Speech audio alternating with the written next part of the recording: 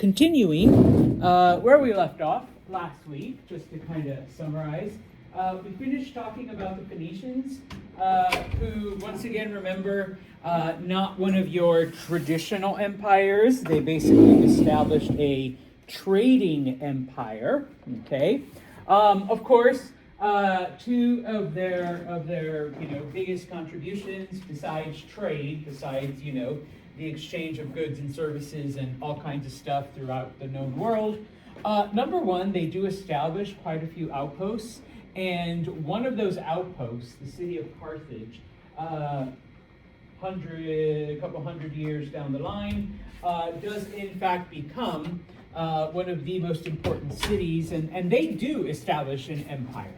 Okay, so it becomes a very important city and one of the rivals to Rome. And then, of course, probably their biggest contribution, all y'all are doing it, literally some of you right now, all right, is a modern writing system, one that is what we like to call phonetic, but if you want to, make it simpler, an alphabet-based writing system where you only have a limited number of characters.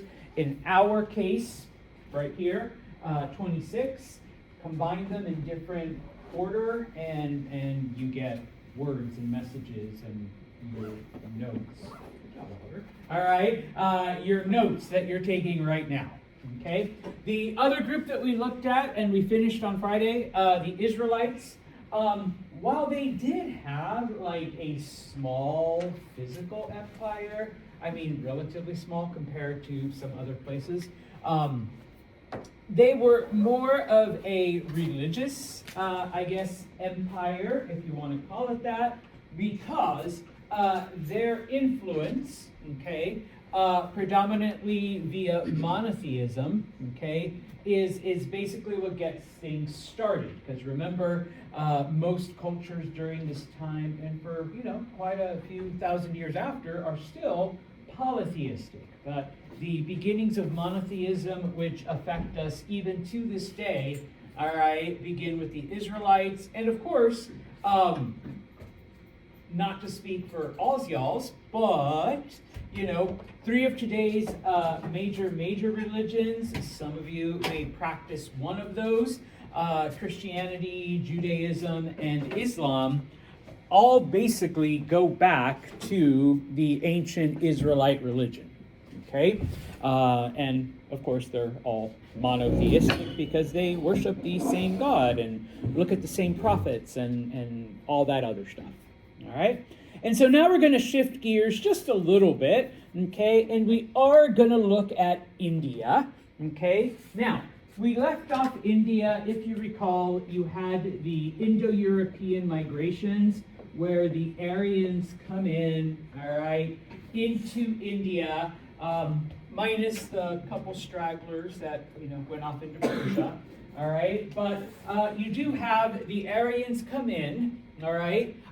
We refer to it as Vedic India or the Vedic period because we name it after the Vedas, which are the sacred hymns, the sacred poems, the writings, whatever you want to call them, that were produced during this time, and it's how we came to know a lot of the things that we know about them. And I already said, and I even drew my very primitive map, this is, you have the Aryans coming down from Central Asia, settling, and of course mixing with the local population. Now, remember, similar to the Greeks, all right, they do not unite.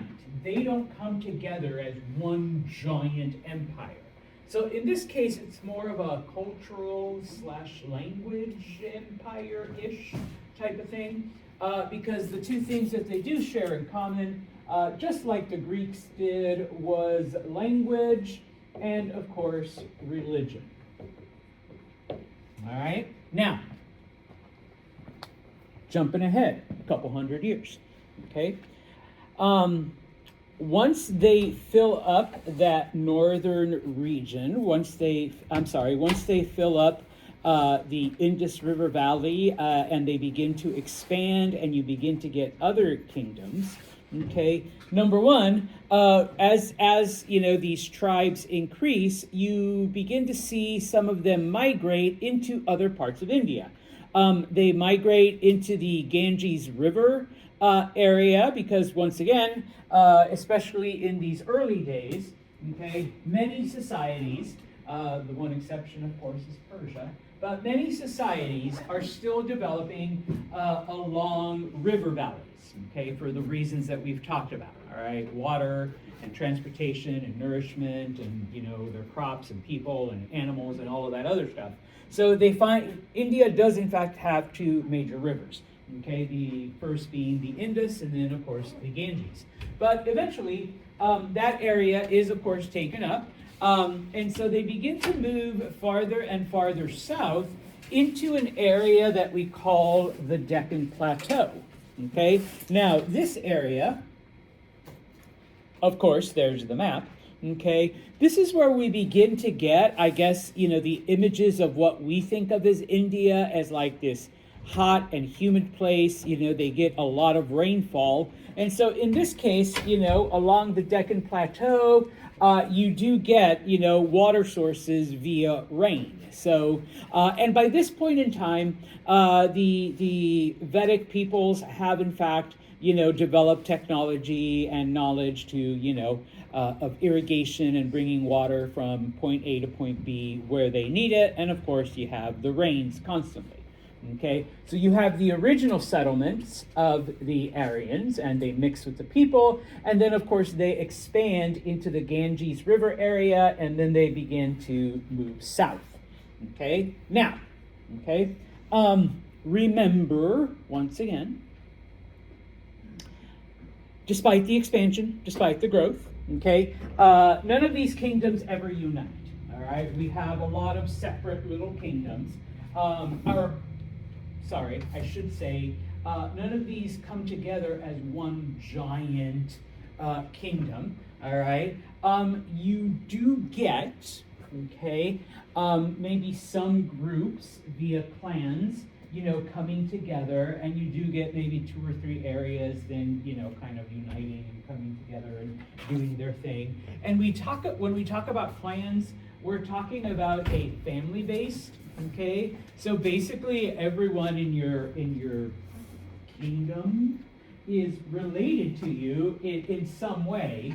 Okay, now it could be a distant cousin, so you know that makes it okay to marry them. All right, but okay, you all share either some common family member, you know, hundreds of years back, or it's maybe 2 or 3 different families that have come together via marriage. Okay, and have now established, you know, this kingdom, this area, this whatever.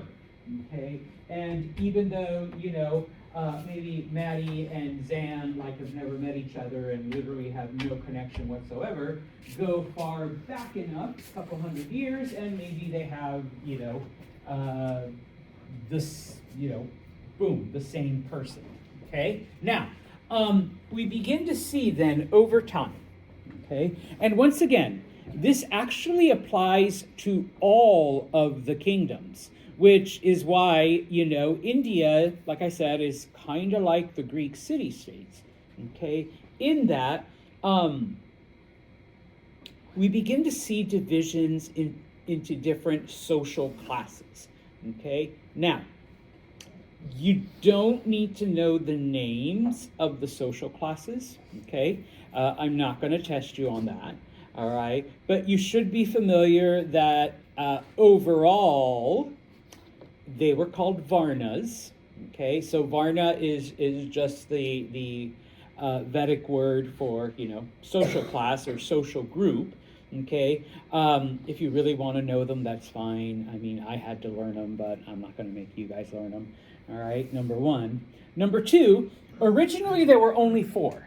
Okay, now, as we get into future chapters, we're going to look at how this advances, okay, and where they come from, okay, and I put here, remember the sacrifice of Purusha, All right, think back to the very first chapter, I think it was the first chapter, where we looked at the various creation narratives, okay? And so by now that we have a society established and we have basically a language and a cultural and a religious empire, okay? Well, now we're going back, I guess, retroactively, okay?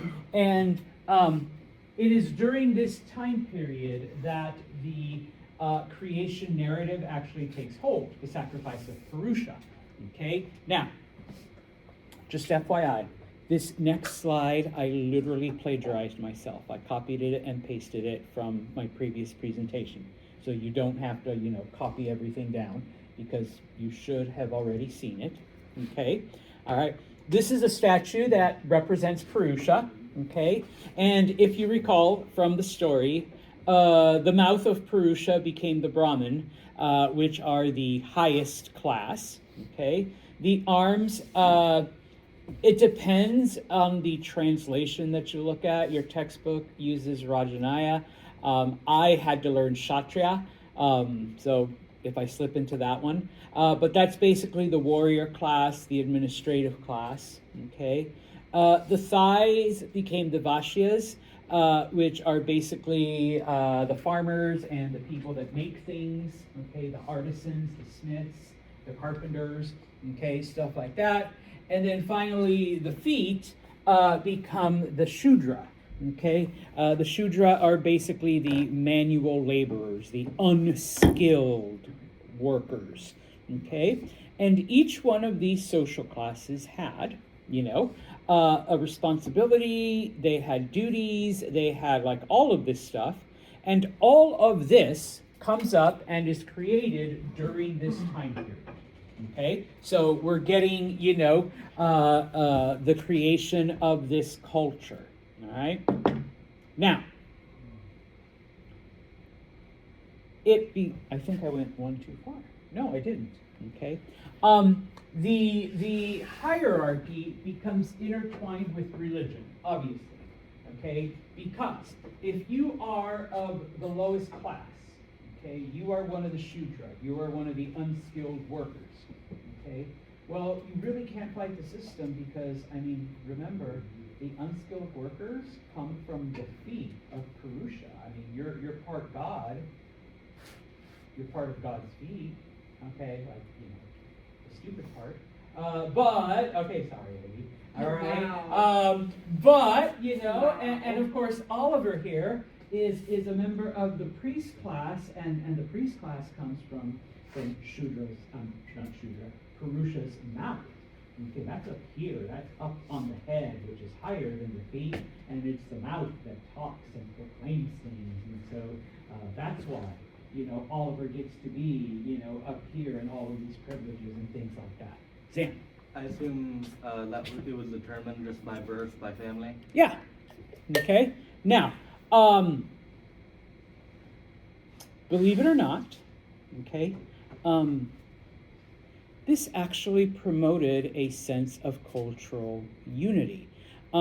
Because once you throw religion into the mix, okay, are you really going to rebel against the will of the gods?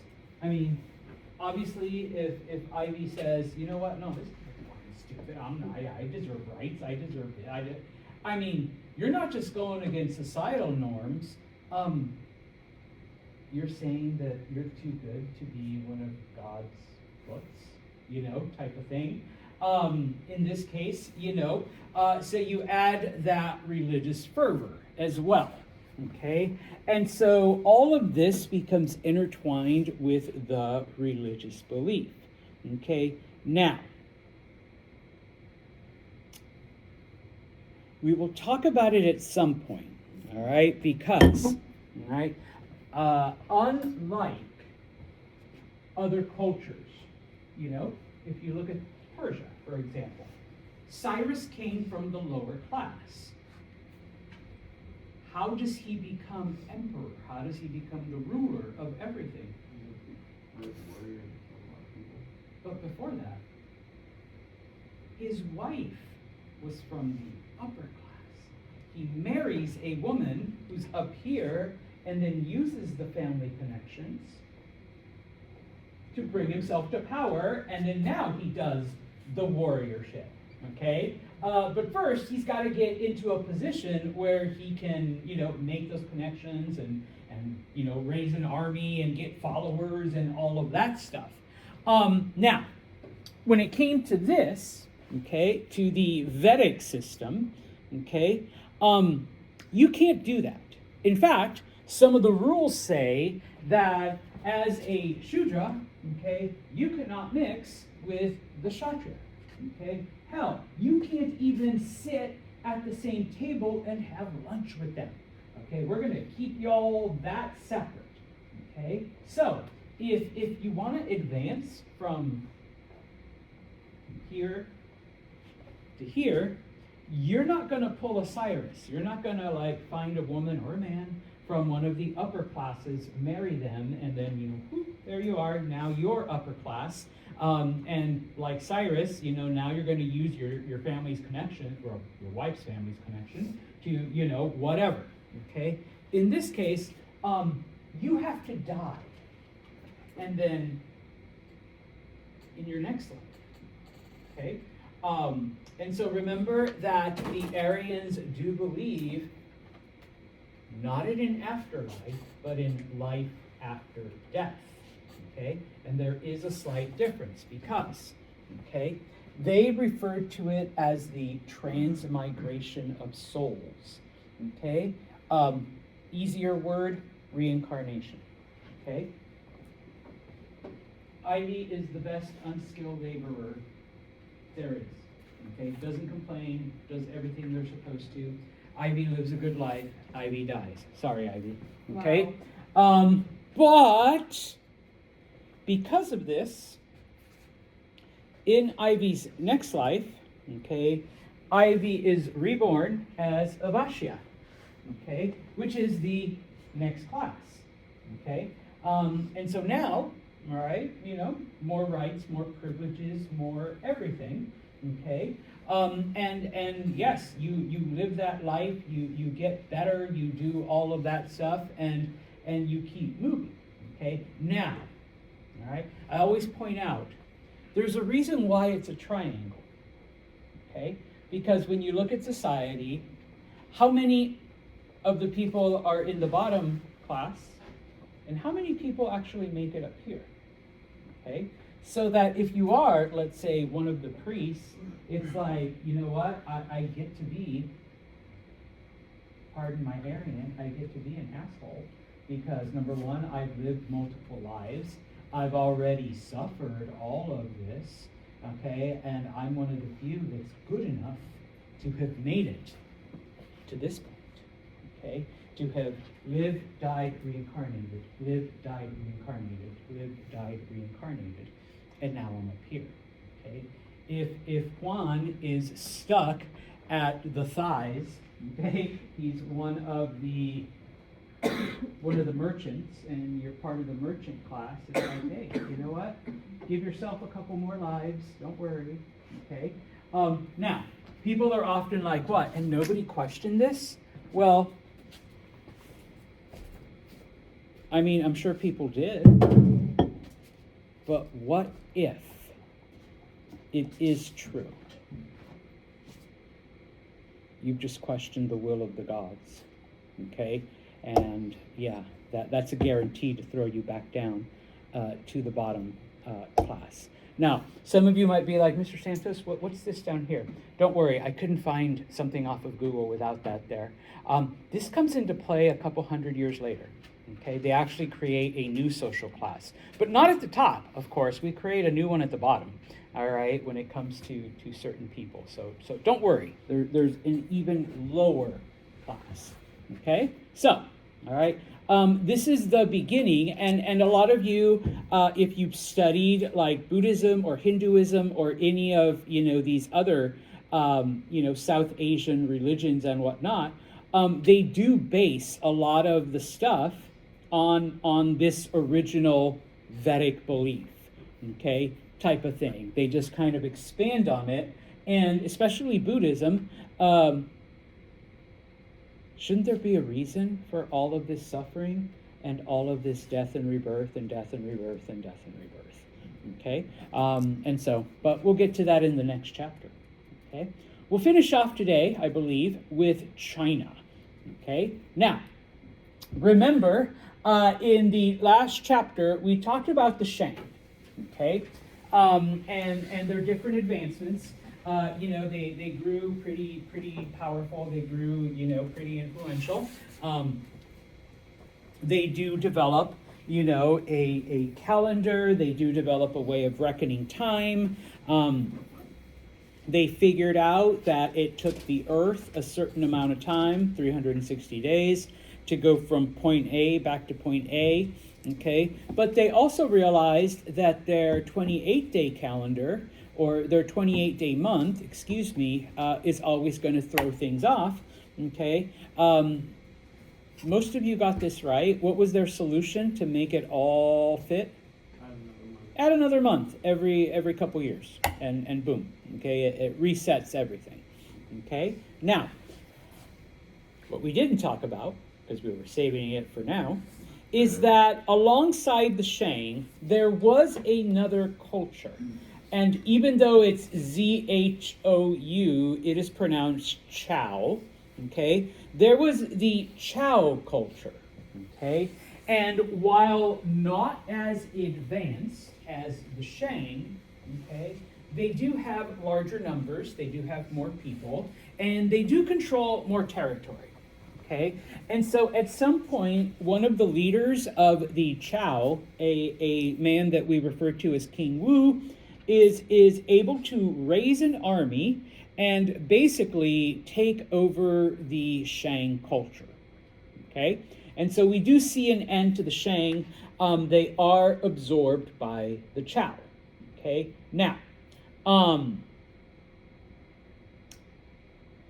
because the Shang were, let's say, academically and culturally more advanced than the Chow, okay? The Chow had more people and more weaponry, but they look at the Shang, and as we see in a lot of other cultures, specifically like Mesopotamian culture, the conquerors begin to absorb cultural elements of, the people they conquer, because it is, much better than their own, okay? And so, number one of the things that the Shang introduced to Chinese culture was ancestor worship. The Chow are like, hey, that totally makes sense. Yeah, I'm going to pray to my great-grandpa and ask him for guidance and whatnot, okay? Oh, and remember, how did the Shang used to get their answers? Oh, oracle bones. Thank you. Yeah, I caught Shane yawning, but he was doing my thing here. Like, you shake them and then you drop them. Yeah, through the oracle bones. But the other thing that they adopt, because remember, the Shang were the one who started the system of dynastic rule. Okay, I mean, we see it amongst the Egyptians, but once again, that's one of the fascinating things about history, is that you can look at different cultures that are completely separate, that never come in contact with each other, and a lot of them will in fact develop, very similar governing systems and lifestyles and technology and all this other stuff. But the Chow are basically like, okay, this totally makes sense, because it kind of insulates our government system so that now it is not just one person, okay, it is that person's family, okay? So, father to son, oops, this one has no sons, so it goes to the brother, or it goes to the cousin, or it goes to the uncle, okay? And so now, the family, okay, is still, in control. Now, when it came to the Chow, and this was kind of unusual even amongst other, dynastic or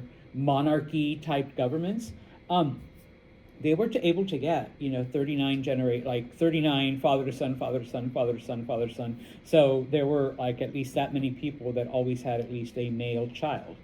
Okay, because usually you get a couple and then suddenly it's oops, no male children, or the male child dies before the age. So then yes, we got to pass it to the brother, or we got to pass it to the cousin, and things like all right, or we got to go back to, an uncle or whatever, or the fact that, maybe you don't have any sons, okay, so then my daughter's husband is going to be the new ruler type of thing, all right, technically still in the family, but in the family by marriage. I wonder if maybe they could have faked some of them. Probably, okay. Just ran the child and pretended. It is not unheard of for that to have happened. Okay. Now, the Chow are the first group to describe the people of China as, and I put it in quotes, Chinese, okay, because they didn't actually use that word, all right? But, for example, okay, they described the region that they ruled as the Middle Kingdom, okay? Fast forward to 2026, okay, sometimes China is referred by the Chinese people themselves as the Middle Kingdom, okay, type of thing. All right, so many of the traditions that eventually evolve into what today we consider Chinese culture, okay, started with the Chow. All right. Now, obviously, it's not like the exact same thing, or you're like, but Santos, they don't do. You're right. It's been a couple thousand years. It's changed over time, but this is where it starts. Okay. Now, just so you get a visual idea. All right. The brown area was the Shang, and everything that we studied in the last chapter, type of thing. And then the green is everything that the Chow controlled. And of course, once they went to war, they were able to absorb all of this, okay? Now, just as an FYI, modern China goes all the way to down here and across this way, and it goes off the screen, and then it comes up here, and then also, once again, off the screen, it's up here, all right? So little by little, we are growing and expanding into what today we consider, quote unquote, modern China, all right? But it's all, for now, still concentrated in that area, okay? Now, yes, okay, after defeating the Shang, okay, we begin to see that the Chow begin to expand northward, all right? They already control a pretty good area in the south, all right? So they begin to go northward. Just FYI, it's in the mountains of the north that the early Chinese discovered iron, okay? And so, obviously, they have understood what a important resource this is. The Shang focused mainly on bronze, okay, but the Chow understand, because they're the warriors, they understand that iron is a little bit stronger, okay? And so, as they take over many of the areas, many of these areas are ruled by locals, and one of the things that they do, once again, very similar to the Persians and a couple other empires, is that they allow the local rulers to kind of maintain their title. They allow the local rulers even to, okay, yeah, you can pass this on to your son, father to son, okay? But ultimately, now, instead of you being the final word, it's one of the Chow kings. It's one of the Chow rulers, all right? So it is considered the Chow dynasty that, quote unquote, unifies China, okay? Even because up until this point, all right, we have had, and I promise I'll come back, we have had two separate cultures existing all the way to the very beginning of society, because you had one culture existing along the Yellow River and one culture existing along the Yangtze. Huh?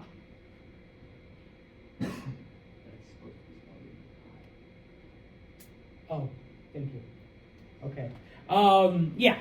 Okay. Now, one of the things that the Chows do bring, okay, like I said, they understood the importance of iron, and they do, develop iron weapons, but, okay, they also realize that, okay, farming, food, people need to eat, shit like that. And so, in many cases, they also were able to develop iron tools. Now, the importance of iron tools is that in places where you don't have the Yellow River or the Yangtze River, and you don't have, easy access to a water source, okay, iron tools can in fact work much better in areas where there's, the land is a little tougher, okay? And of course,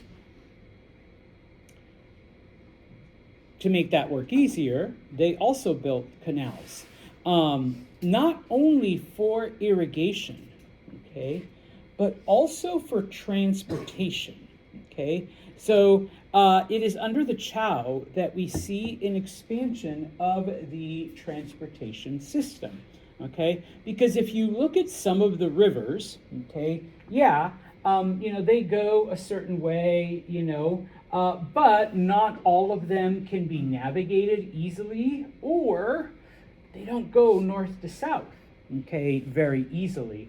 And so the Chao begin to build canals because, similar to the Persians, they wanted to unite their empire, but they felt that canals were a better way of transportation than roads. Okay, roads are fine, and they had roads, okay, but if you want to move goods and people over longer distances and much quicker, then it was canals.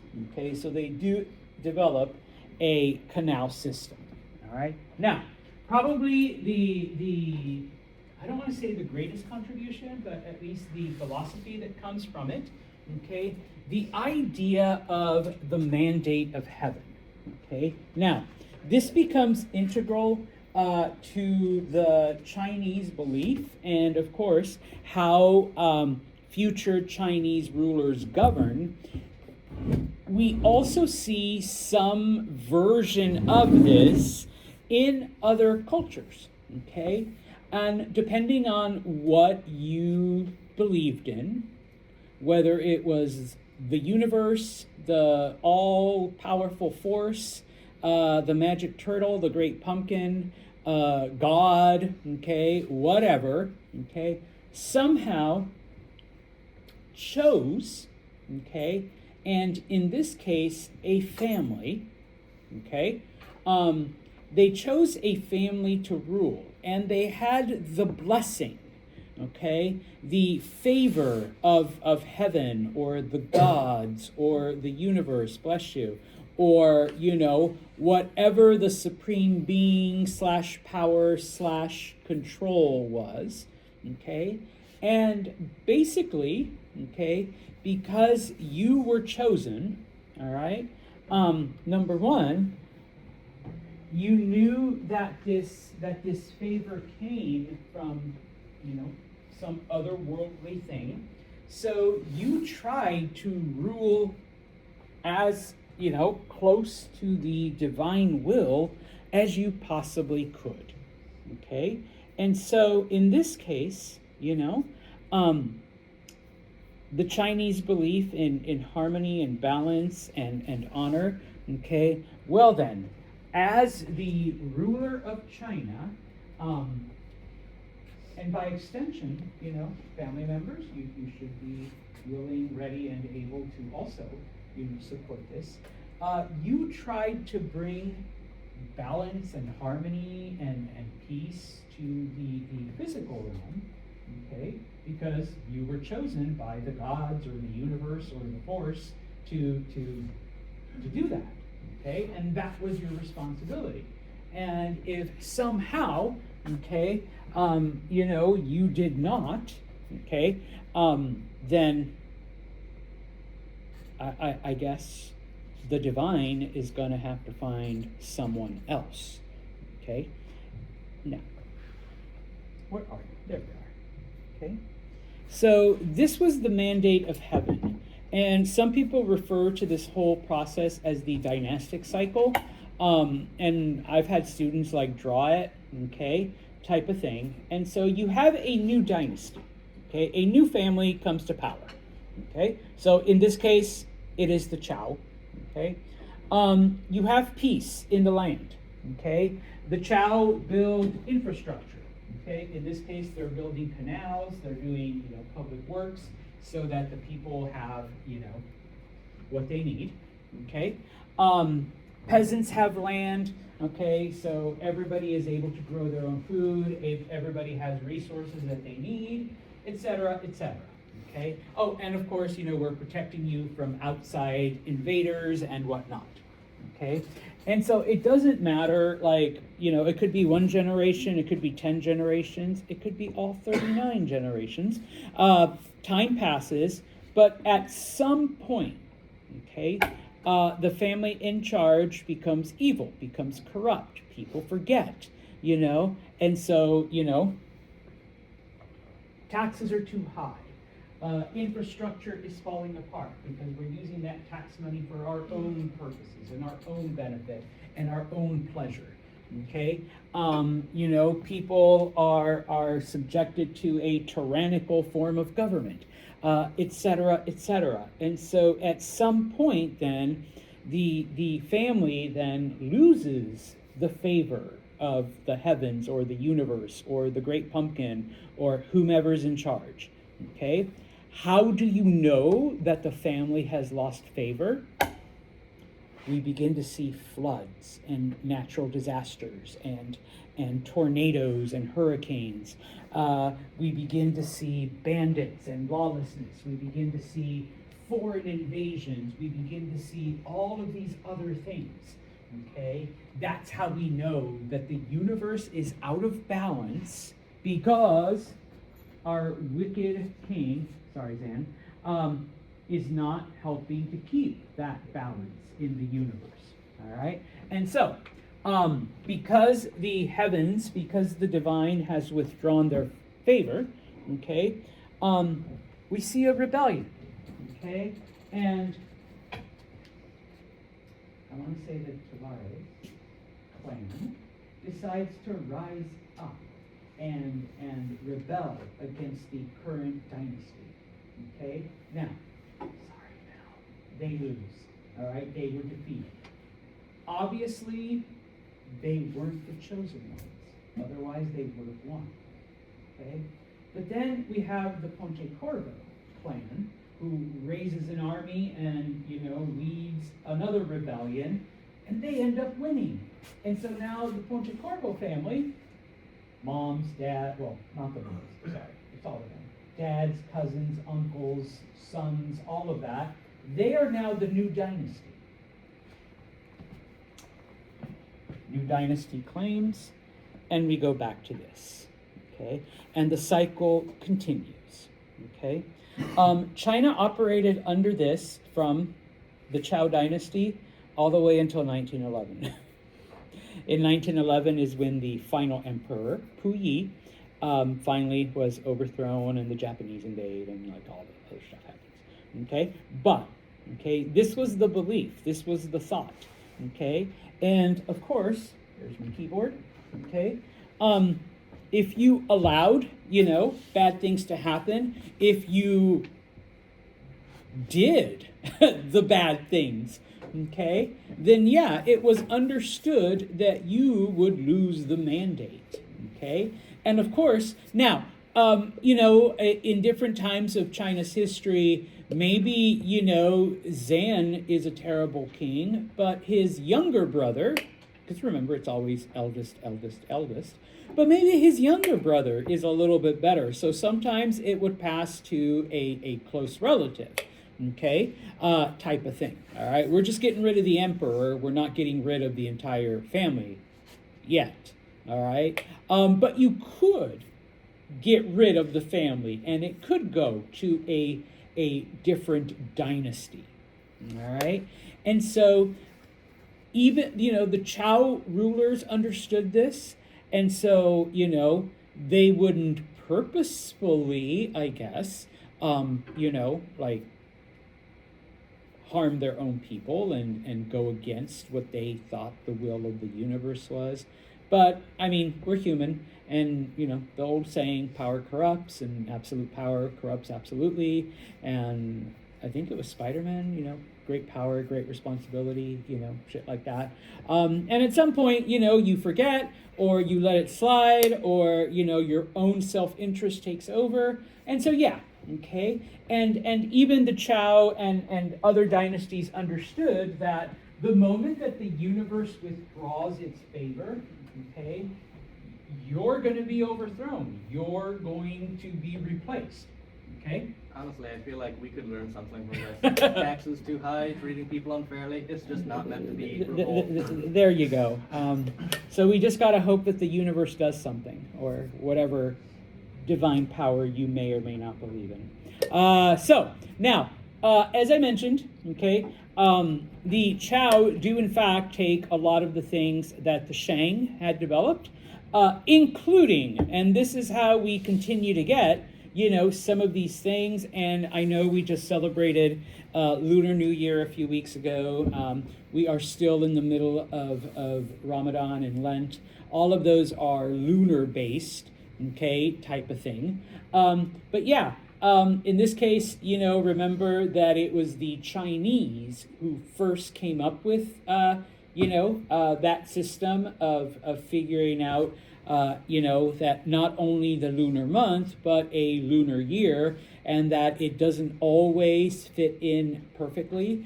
Well, even the 360 doesn't fit in, or I'm sorry, even our 365.5 doesn't fit in. Okay, so we always have to add an extra day. The Zhou continued to add an extra month every couple of years to make everything balance out. Okay, which is why, just as a side note, certain holidays like Lunar New Year and Ramadan and things like that, they keep shifting back and back and back and back and back over time. I can still remember when Ramadan was over the summer, type of thing. It's not. All right, it's slowly shifting back closer to winter, okay, and stuff. All right, and I believe, oh no, one more. Okay, some of the things to remember during this time. Once again, I'm so sorry, ladies. Sons were celebrated, okay, because one, they inherited, but the Zhou also continued the old belief that, ladies, you married into your husband's family and you basically abandoned your own. All right, mom and dad need help. They're sick. Yeah, fuck that. No, it's your job now to take care of my parents. Okay, if your parents wanted to be helped in their old age, they should have had a son. All right, type of thing. Okay, just like other cultures in society, it was the men that did the work. Although women weren't excluded, it wasn't just cook, clean, making babies. It was the women who worked the silk farms. Okay, that was the one thing that women did. And of course, just like in any other culture, if you were a wealthy woman, you actually had more power because you did control the servants and the slaves, and you did have a much bigger household to manage. And technically, I guess you had a much larger silk farm, all right, to take care of. Okay.